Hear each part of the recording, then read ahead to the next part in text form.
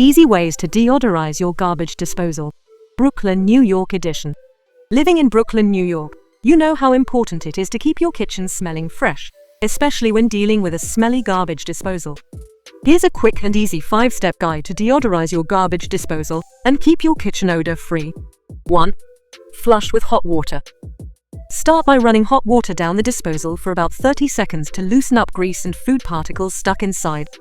This is an essential first step, especially in busy Brooklyn kitchens. 2.